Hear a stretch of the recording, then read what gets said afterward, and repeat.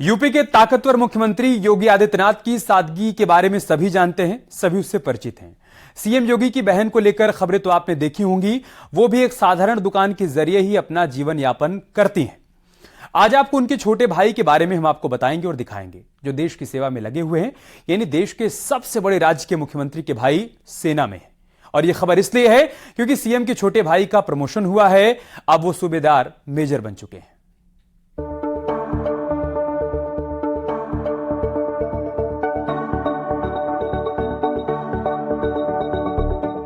देश के सबसे बड़े प्रदेश के सीएम योगी आदित्यनाथ का परिवार हमेशा अपने साधारण जीवन शैली को लेकर चर्चाओं में रहता है।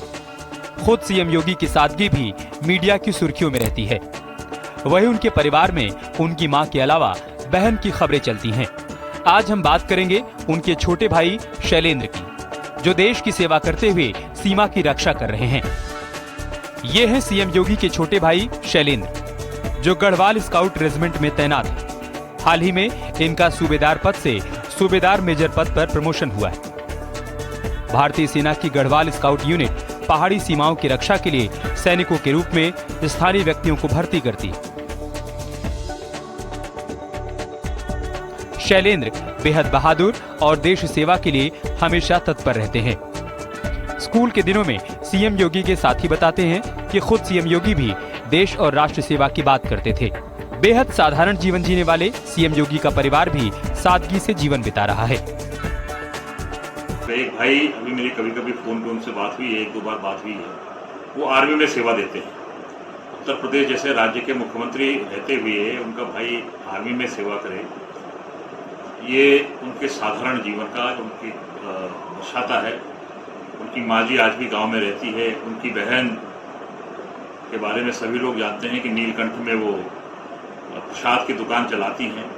उत्तर प्रदेश जैसे राज्य के मुख्यमंत्री के भाई और बहन इतना साधारण जीवन जी रहे हैं, तो यह विलक्षण है। सीएम योगी की 3 बहनें हैं और एक बड़ा भाई और 2 छोटे भाई हैं। सबसे बड़ी बहन कोटद्वार में रहती हैं, जो अपने परिवार के साथ इसी कोटद्वार के छोटे से मकान में रहती हैं।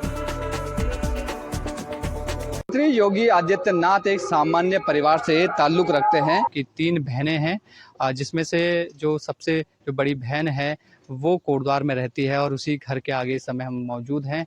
यहाँ पर उनकी जो बहन है उनका पूरा परिवार यहाँ पे रहता है। उनकी 2 बेटियां भी हैं, वो भी इस समय घर में आई हुई है और पूरा परिवार इसी घर में रहता है।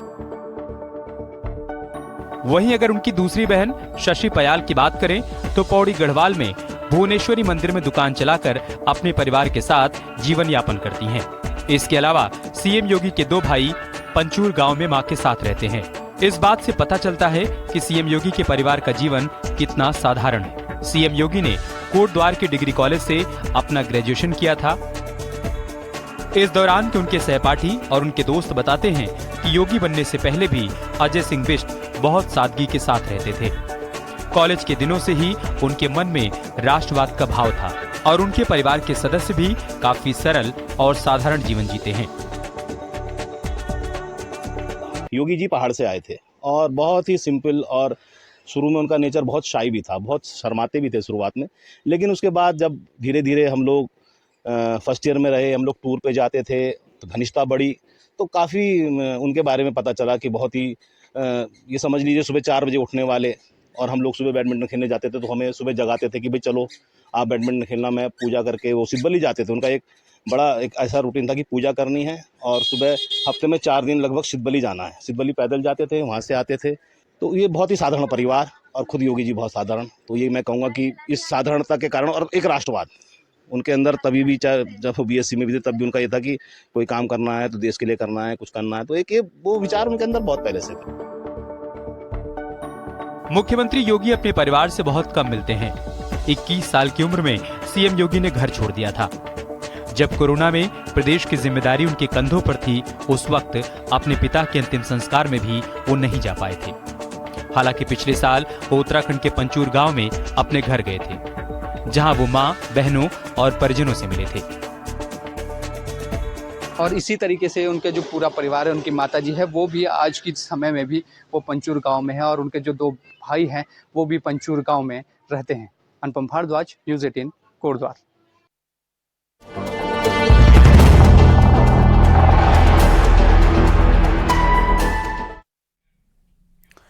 और बात करते हैं एनआईए की ताबड़तोड़ छापेमारी की। आज सुबह लोगों की आंख खुलने से पहले एनआईए की दर्जनों टीमों का एक्शन शुरू हो चुका था। नक्सल मूवमेंट से जुड़े संदिग्धों के दर्जनों ठिकानों पर सूरज उगने से पहले ही एनआईए के अधिकारियों ने छापेमारी की। प्रयागराज, वाराणसी, चंदौली, आजमगढ़ और देवरिया जिलों में एनआईए का यह सर्च ऑपरेशन चलाया गया, जिनमें कई जगह तो अब भी पूछताछ और तलाशी अभियान जारी है। यूपी के 8 जिलों में एक साथ छापेमारी हुई। कहा जा रहा है कि यूपी में नक्सल गतिविधियों से जुड़े एक मामले में आगे की तफ्तीश के लिए एनआईए की यह कार्रवाई हुई है। वाराणसी के मेहमानपुरी कॉलोनी में एक घर में एनआईए ने छापेमारी की। वहीं एनआईए की टीम ने देवरिया के उमानगर इलाके में भी छापेमारी की। जनवादी क्रांति दल के राष्ट्रीय महासचिव डॉक्टर रामनाथ चौहान के घर के बाहर भारी संख्या में पुलिस फोर्स की भी तैनाती देखने को मिली।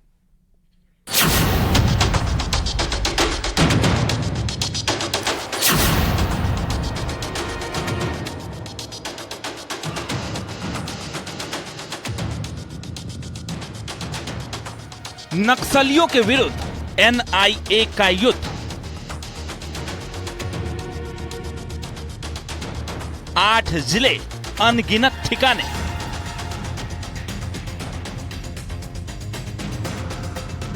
नक्सली फंडिंग पर एनआईए की सबसे बड़ी चोट। देश विरोधी ताकतों के फन फैलाने से पहले ही देश की एजेंसियां उन्हें दबोच लेते हैं, फिर चाहे आतंकवाद हो, नक्सलवाद हो या फिर पीएफआई जैसे संगठन।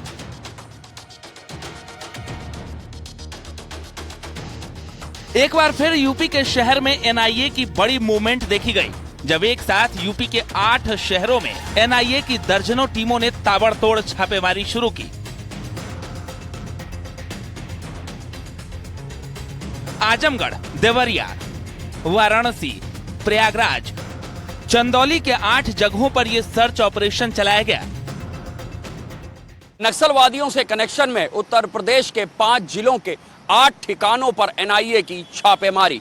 वाराणसी में भगत सिंह छात्र मोर्चा के दफ्तर में एनआईए की छापेमारी, तो वहीं चंदौली में बच्चा राय के ठिकाने पर एनआईए का छापा। प्रयागराज में सीमा आजाद के ठिकाने पर छापेमारी, तो देवरिया में रामनाथ चौहान के घर पर एनआईए का छापा। आजमगढ़ में भी एनआईए की छापेमारी है। एनआईए ने जिन 8 जगहों पर छापेमारी की, उसमें सबसे बड़ा एक्शन वाराणसी में हुआ। यहां बीएचयू के छात्र संगठन भगत सिंह स्टूडेंट्स मोर्चा बीसीएम की ऑफिस में छापा मारा। इसके साथ ही 2 छात्रों को हिरासत में ले रखा है। एनआईए ने छात्र संगठन के ऑफिस को कब्जे में ले लिया है और दस्तावेज खंगाल रही है। एनआईए के साथ पुलिस और अन्य अधिकारी कैंपस में मौजूद दिखे। ऑफिस पुलिस की छावनी में बदल गया। सूत्रों के मुताबिक नक्सल गतिविधियों से जुड़े एक मामले में ये छापेमारी की गई। 5 जिलों के समेत आज एनआईए ने वाराणसी में भी तड़के सुबह 5 बजे छापामारी की है। ये छापामारी बीएचयू में भगत सिंह छात्र मोर्चा के संगठन के एक सदस्य पर मारा गया है, जिसका नाम आकांक्षा आजाद है। इसी जो मकान आप देख रहे हैं, आनंद भवन, यहाँ नाम लिखा हुआ, आनंद भवन नाम का ये मकान है। और इसी मकान में आकांक्षा आजाद और भगत सिंह छात्र मोर्चा का जो कार्यालय है, उनकी सदस्य आकांक्षा आजाद यहाँ पर रहती थी। सुबह 5 बजे एनआईए का जो पूरा दल है, 2 गाड़ियों से ये पूरा दल आया हुआ था और यहाँ पे अंदर प्रवेश करने के साथ उनसे लगातार पूछताछ हो रही है। ये जो आप पुलिस फोर्स देख रहे हैं, ये पूरे सुरक्षा में लगाए गए हैं। और जो पीछे जो 2 गाड़ियां आप देख रहे हैं, उन्हीं 2 गाड़ियों से एनआईए की पूरी टीम यहां पर आकर यहां पे छापेमारी पूछताछ अंदर कर रही है। प्रयागराज में भी मानवाधिकार कार्यकर्ता सीमा आजाद और उनके पति विश्व विजय एडवोकेट सोनी आजाद के घर पर छापेमारी हुई। प्रयागराज में भी मानवाधिकार कार्यकर्ता सीमा आजाद और उनके पति विश्व विजय एडवोकेट सोनी आजाद के घर छापेमारी हुई है। इसके अलावा रितेश विद्यार्थी, सामाजिक कार्यकर्ता मनीष आजाद के घर भी रेड मारी गई। हालांकि इसकी ऑफिशियल पुष्टि नहीं हुई है। एनआईए ने प्रयागराज में सीमा आजाद और उनके पति विश्व विजय को घर में सुबह से नजरबंद किया। सुबह 5 बजे से रसूलाबाद स्थित घर में सर्च ऑपरेशन चला रही है। सीमा आजाद और उनके पति का लैपटॉप, मोबाइल, कविताएं, साहित्य सब जब्त किया गया। हमारे यहाँ एनआईए क्यों छापेमारी कर रही है, ये तो एनआईए बताएगी। लेकिन हम जो कहना चाह रहे हैं कि आज पूरे होने वाला है। ऐसे में जो है हमारे घर को ये पूरा सर्च कर रहे हैं, सर्च वारंट दिखाया हमारा, और सर्च वारंट दिखाने के बाद से ये जो है बोल रहे हैं कि जो पूरे घर एक एक पन्ना जो है हमारी कविताएं, हमारी कहानियाँ, हमारे जो शादी का डॉक्यूमेंट्स है, ये सारे का सारा डॉक्यूमेंट जो है आज जो है यहाँ से जो है लेके जा रहे हैं। एक भी ऐसा डॉक्यूमेंट नहीं, सारी हमारी किताबें। अभी ये कह रहे हैं कि हम ATH के, अरे NIA के हैं। आजमगढ़ में भी NIA की टीम ने एक संदिग्ध को उठाया। जानकारी के मुताबिक NS 233 से बस पकड़कर भागने की तैयारी कर रहे इस संदिग्ध को NIA की टीम ने अपनी हिरासत में लिया है। सूत्रों के मुताबिक नक्सल फंडिंग से जुड़ा इनपुट मिलने के बाद NIA ने सराय मीर इलाके में ये छापेमारी की है और सर्च ऑपरेशन के बाद एक संदिग्ध को उठाया है। चंदौली के बघी कुंभार इलाके में भी NIA का एक्शन देखने को मिला है। यहाँ NIA को खबर मिली थी कि रोहित राय युवक संदिग्ध गतिविधियों में शामिल है। NIA की टीम ने जब छापेमारी की तो रोहित नहीं मिला, लेकिन उसके पिता को NIA पूछताछ के लिए अपने साथ लेकर गई।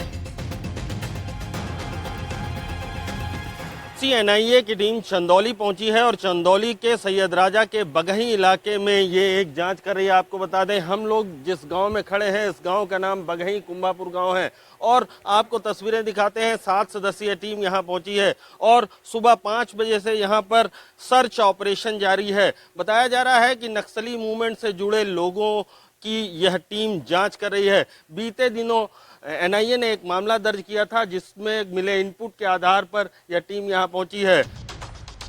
देवरिया में भी जनवादी क्रांति पार्टी के राष्ट्रीय महासचिव डॉक्टर रामनाथ चौहान के घर पर छापेमारी हुई। छापेमारी सुबह 5 बजे से शुरू हुई, जो कई घंटों तक चलती रही। NIA टीम और स्थानीय फोर्स के साथ रामनाथ चौहान के घर छापेमारी की गई। और मैं अभी सवेरे 5 बजे मॉर्निंग वॉक के लिए निकला, तब तक 5:05 पर फोर्स लगभग 50 की संख्या में सभी लोग हमारे घर पर पहुंच गए हैं।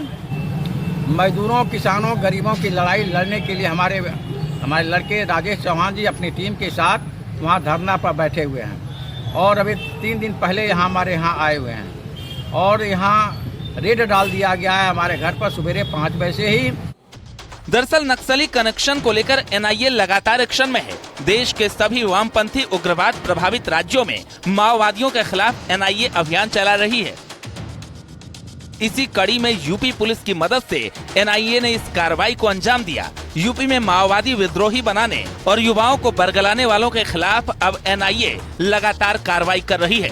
Bureau report, news 18।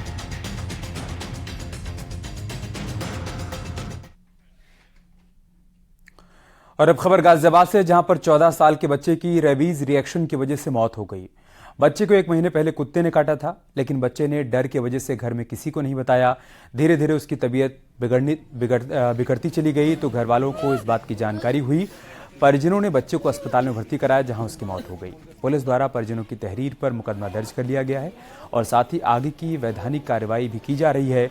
इस पूरे मामले में नगर निगम द्वारा भी एक नोटिस जारी किया गया है।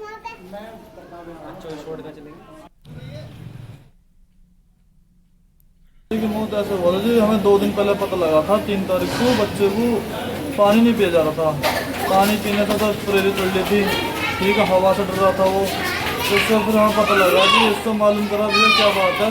उसने बताया उससे 9 महीने कुत्ते ने काटा था 1.5 महीने पहले, ठीक है। जब हम MG हॉस्पिटल ले गए थे, MG वालों ने मना कर दिया था उसे यहाँ से ले जाओ, फिर उसे दिल्ली एम्स में ले गए, एम्स वालों ने मना कर दिया। फिर GTV और तुम्हारा एक हॉस्पिटल और पटेल, इसमें और ले गए थे, तो पटेल वालों ने बोला हम तो 2 दिन में कोर्टरी में रखेंगे, ठीक है जी, जब ये ख़त्म हो जाएगा बच्चा आपको दे देंगे। वहाँ तो ऐसे होता, इसलिए हम अपने घर पर ले आए उसे, गाँव में ले आए थे। गाँव में लाने के बाद आधे घंटे बाद बच्चा ख़त्म हो गया था।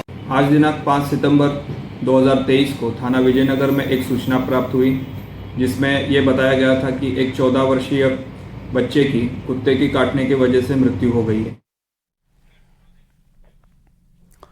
यार रुक रहे छोटे से ब्रेक के लिए, जल्द लौटेंगे कुछ और खबरों के साथ। आप देख रहे हैं न्यूज़ 18 उत्तर प्रदेश।